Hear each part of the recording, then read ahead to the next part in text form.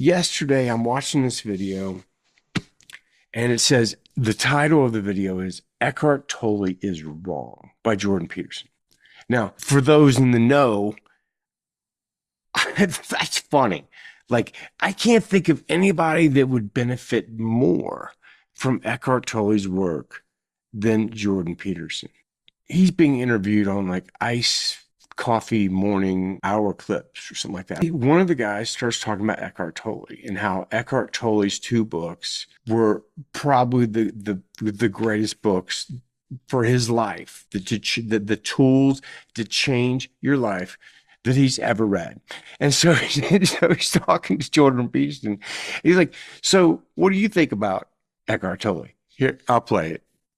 I found Eckart Tolle to be, I mean, his two books were also some of the most important books I've ever read. A New Earth and The Power of Now. Both of those made tremendous differences. So this is when they ask him about his thoughts on Eckart Tolle.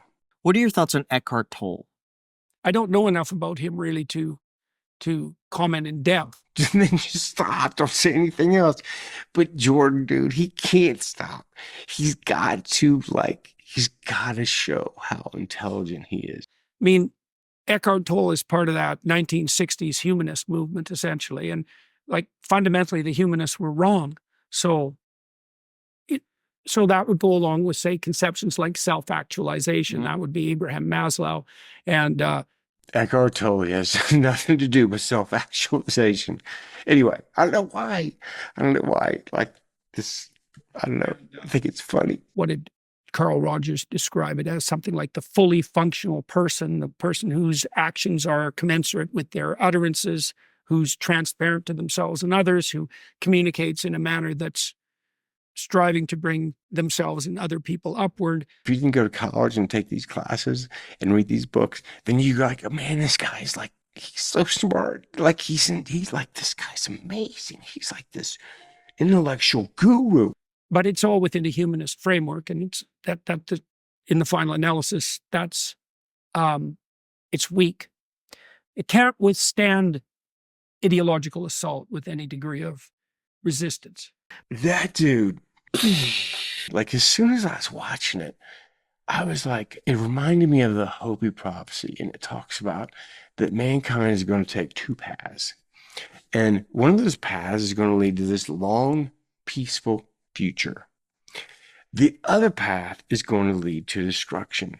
And the reason I thought of this visual metaphor when I was watching this is on the top, the heads of the figures on the other path, they're separated from their body. Like they're stuck in the matrix, dude.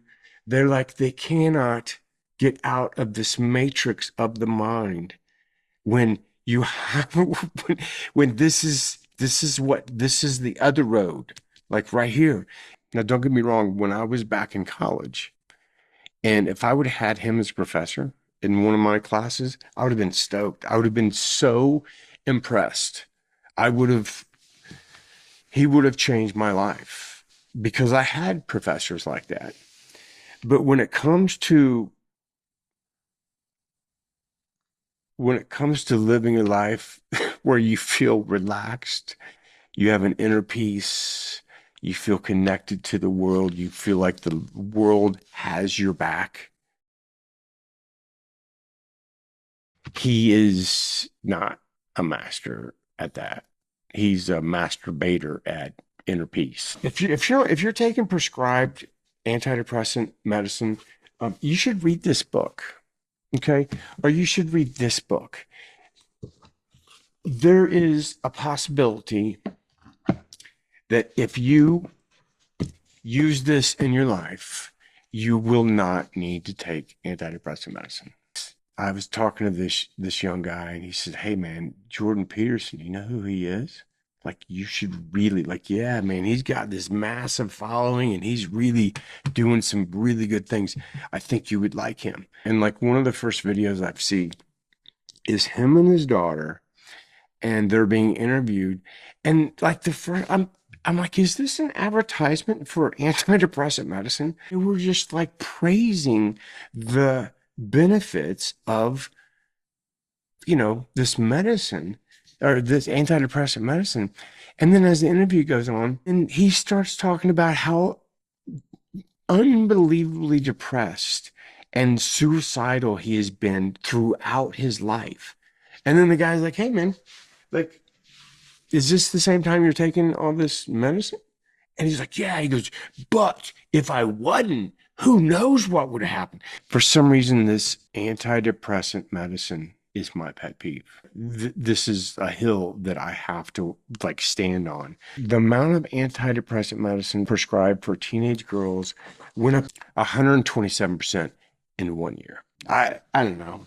Just when I saw him talking about Eckart Tolle, just kind of dismissing him, I just had to make this video.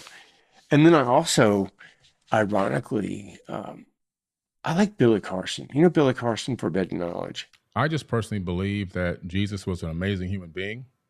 I don't think that he was the Son of God in the sense that he's God, but that we're all gods. As he said, ye are gods, and that we're to do greater things in him. And I just personally believe that the return of the Christ is the return of the Christ consciousness. When we can all achieve a certain level of knowledge, wisdom, passion, understanding, empathy, love that he came to this planet with, and we get that in our mind and our conscience, and we can act on those incredible emotions and that understanding, that the whole world is going to transform instantaneously. And I think at the second coming is the coming of the Christ consciousness to the planet, not a human being flying back to Earth to save people. He did this impromptu interview with this biblical scholar, and then Billy shows up, and Billy looks rough, man. He looked rough. He didn't look like himself. And then this Wes Huff, I think his name is, young guy, he was ready, dude, and super polite, good guy, good soul, man. But he is a Bible scholar, and he is debating the Bible. And I think Billy was he was saying that, the idea that Jesus actually carried on and had a life and got married and actually had a kid. They attacked him. They're like, Billy Carson is a complete fraud. This is the end of his career. I guess the reason I brought that up is because when I was watching this interview, this Wes Huff guy, I got the feeling of that Jordan Peterson. It was dude, you're not going to win a debate with this guy, because no matter what you say, you're either going to introduce your evidence that his world is going to contradict and say, devalue it. And so I was I could care less about debating about religion. Haven't we had enough of that, man? And then I see these comments on the video and so much hatred. Can you just not agree with him and leave it at that? Can't we just not agree and leave it at that? Do we have to be right? And I guess my point is Wes Huff is going to win that debate. To me, there's no question that he is more researched the facts in the Bible. But my point is, if I said to Wes, hey, man, what about people that are really good people and they live all around the world and they're another religion, the religion that their little cultural matrix, taught them to believe in? What's up with them? They don't accept Jesus as their savior. They're going to hell. Now, if he says to me that they are going to be punished or go to hell, then I'm talking to a lunatic. So it doesn't matter how good of a debater you are. I don't even know why I made this video. Maybe I just want to vent. The fourth density version of me that wants to go over and hug Jordan. Man, you're going to be okay, dude. You're going to be okay. And then the third density part of me is you're the problem. I don't know. Maybe it's just me. But what matters to me is living a joyful, fun, happy life. I don't need to be right And I think that need to be right is what's causing you to suffer. My next video is actually going to be my partner, Adela, who is a hypnotherapist. So if you see a video on my channel that has this beautiful voice, it's not mine, it's my wife's. So, okay, man, I love you guys, and everything's going to be all right. So, okay, peace. On a wave of good feelings. Well, it's just another Friday in paradise. So bring your A game, cause you know this party won't stop. We could never run out of time, sipping strawberry lime. You know I wanna share it with you. Faces going boom, boom. Baby, if you're looking for some crazy, I'll tell you everybody's standing in a line for the water slide.